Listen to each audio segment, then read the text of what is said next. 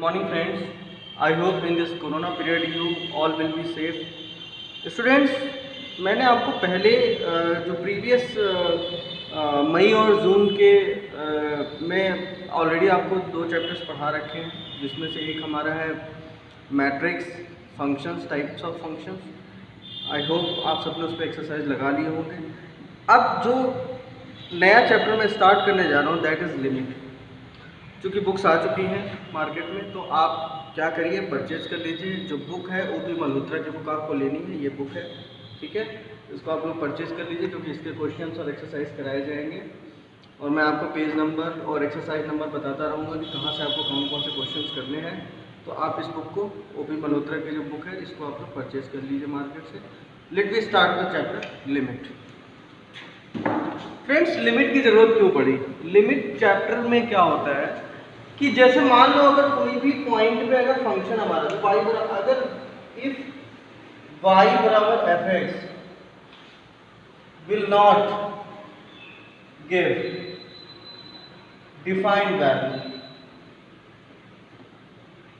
then we use limit. Problem क्या है? Defined value. Defined value कैसे पता चलेगा कौन सी डिफाइंड वैल्यू नहीं है?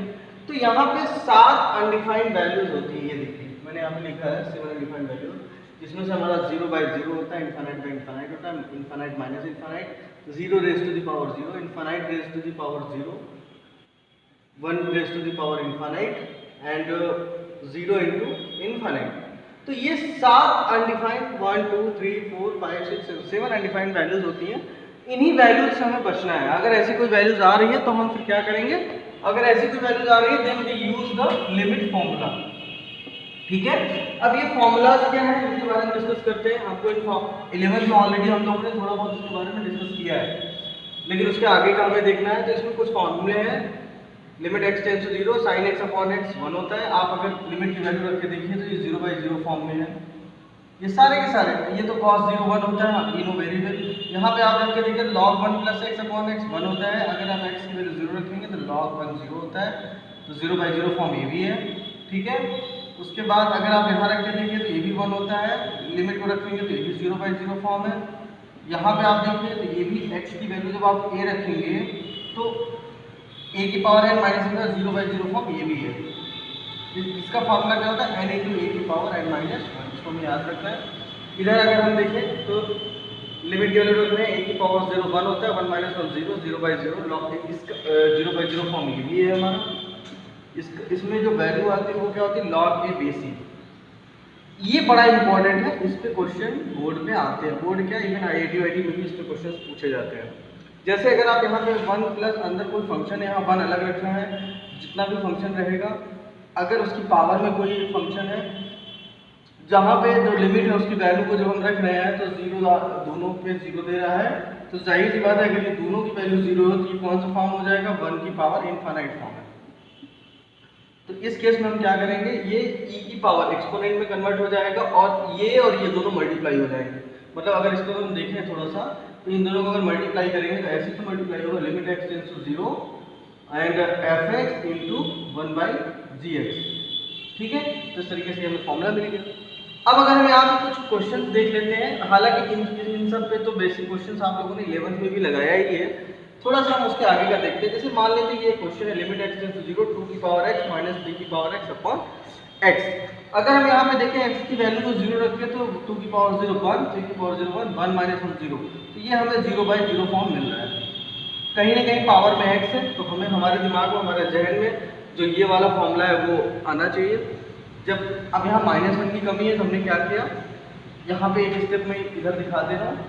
इस पर अगर देखिए तो 2 की पावर x में 1 माइनस यहाँ पे कर दीजिए, फिर 3 की पावर x में 1 माइनस यहाँ कर दीजिए, होल डिवाइडेड में x है ये। और जब इस x को डिस्ट्रीब्यूट करेंगे तो ये इस फॉर्म में आएगा। ये हो जाएगा a की power x minus 1 upon x, जो कि हो जाएगा log a बेसिक log 2, और 3 की power x minus 1 upon x, जो कि हो जाएगा log 3 basic. log m minus log n क्या होता है? log m अपॉन n होता है। एक और क्वेश्चन देख लेते हैं। यहाँ पे देखिए ये इस वाले फार्मूला पे जैसा कि देखने से ही लग रहा है, क्योंकि जब आप लिमिट की वैल्यू रखेंगे तो sin 0 0 होता है, 1/0 इनफाइनाइट होता है, तो ये 1 की पावर इनफाइनाइट फॉर्म है, ठीक है। तो हम यहाँ पे क्या करेंगे? इन दोनों को मल्टीप्लाई करेंगे। तो मल्टीप्लाई वन है ही है, हमारे फॉर्मूले में भी वन है, यहाँ ये क्या है हमारा, ये हमारा एफ का काम कर रहा है। तो जब ये पावर में जाएगा तो चूंकि हमें ये चीज़ लाना है, तो हम यहाँ पे अगर देखें तो सिंपल सी बात है, वन प्लस साइन एक्स की पावर वन बाई एक्स है। तो यहाँ पे इसका जो वन प्लस साइन एक्स की पावर वन बाई एक्स है, तो हमने यहाँ पे इसका क्या किया, रिवर्स बनाने की कोशिश की।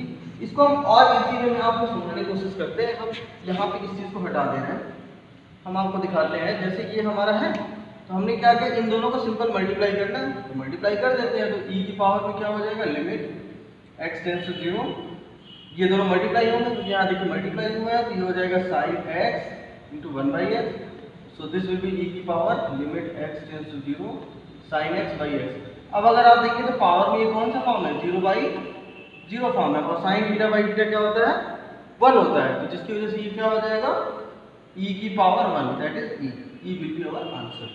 ठीक है।